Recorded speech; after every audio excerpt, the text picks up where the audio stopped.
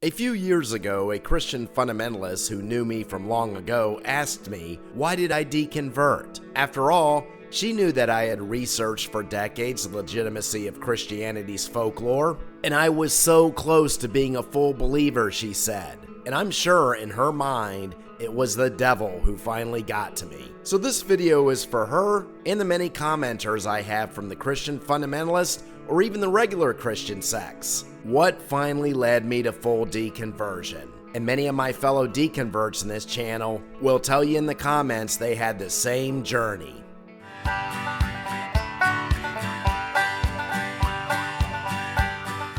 I've gotten many comments, of course, accusing me of being an atheist echo chamber whose main mission in life is to simply bash Christians. I obviously have it out for Christians according to some of the comments. Of course, a lot of people haven't seen all of my videos because I frequently mention that I'm a non-specified theist, not an atheist. Somewhere caught between probably an agnostic and a Jew. But I don't believe in the Moses and Exodus story either, so that knocks me out of the Jew arena. So contrary to what many think, I'm not an atheist at all. I'm a theist, and I may be the only one on YouTube who admits that he can't prove his belief system at all. I have a hope that my beliefs are right, and that's all. But what many of you Christian fundamentalists and regular Christians don't realize is I was once a Christian as well. 12 years of Catholic school for that matter, and 3 of those were Jesuit. I would say I was probably a Christian until I was about 18 or 19 years old, although I started having my doubts at near 14. I was probably on the atheist or sort of agnostic route until about my mid-30s, and I started leaning towards Christianity once again.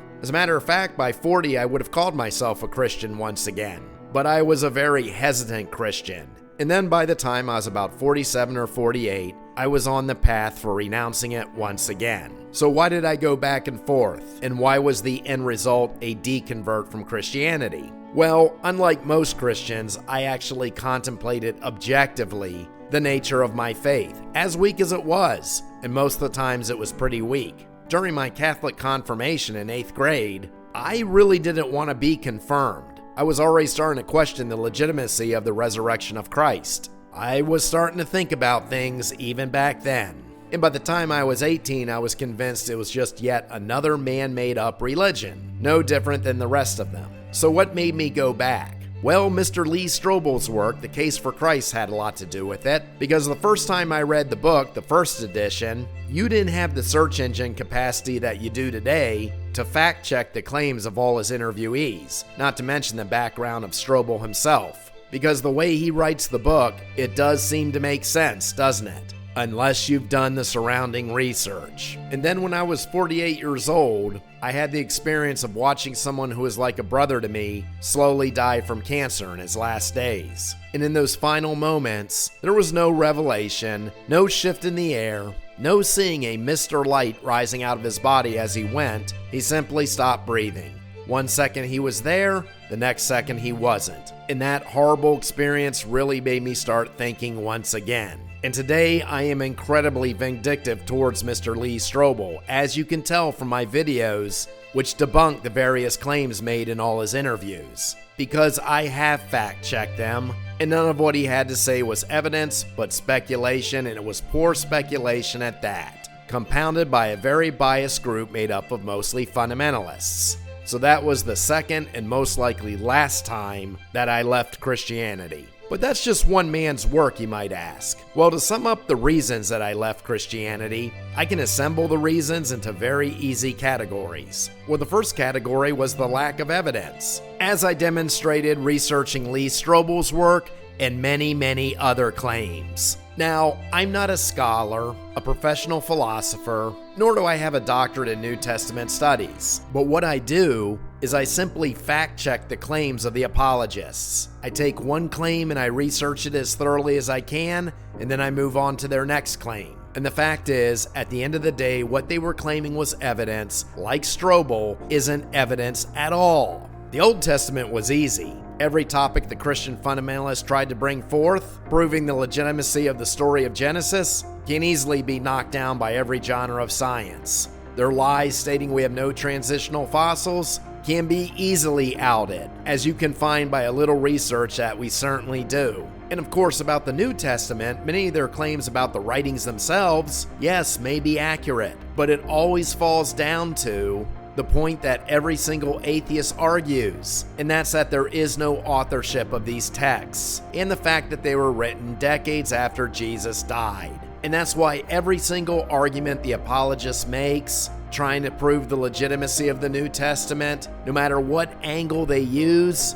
all comes down to speculation. And even if we had a witness who actually saw the reappearance of Christ after the crucifixion, that witness could easily be lying. Remember, Joseph Smith had a slew of witnesses who issued statements about the golden plates that the angel Moroni gave him, but yet you don't believe that, do you?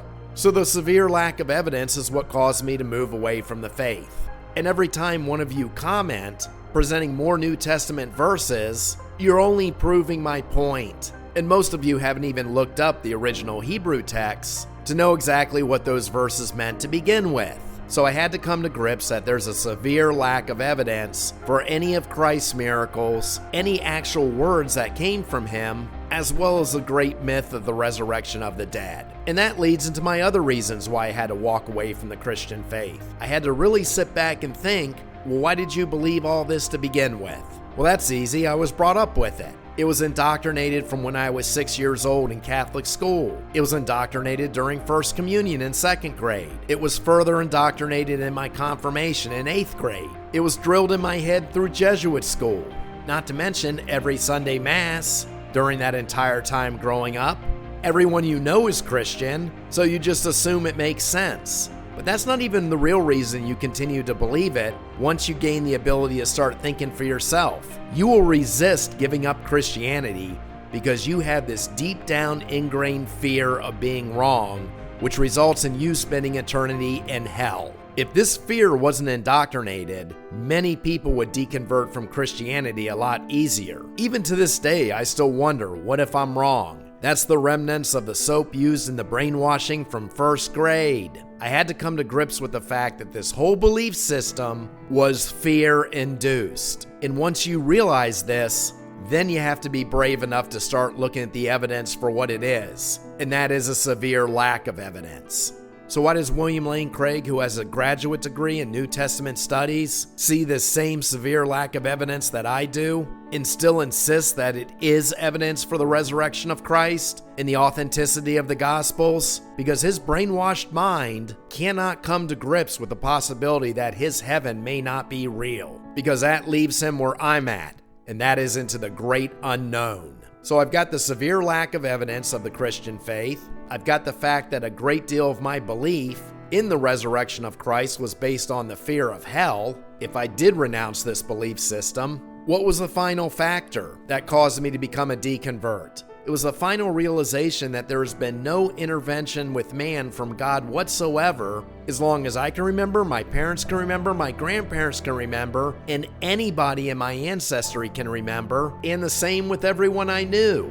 The idea that the Christian God intervened with man, showed himself to man, gave miracles to man, warred with man, took care of man, all the way from the days of Adam and Eve to the day when a man named Saul was struck blind in order to make him convert, but we haven't even seen a mirage of him in the distance, made me realize that these were nothing but folklore stories, no different than every religion's folklore stories. And then it makes you wonder, as Matt Dillahunty also says, who was once a Southern Baptist on his way to becoming a preacher, when God sees one of his flock drifting away, why doesn't he do something to pull us back? Because for the love of God, you can't always blame the devil. I had one of my comments ask me, so why didn't I just pray about it? Or did I decide to just skip that step?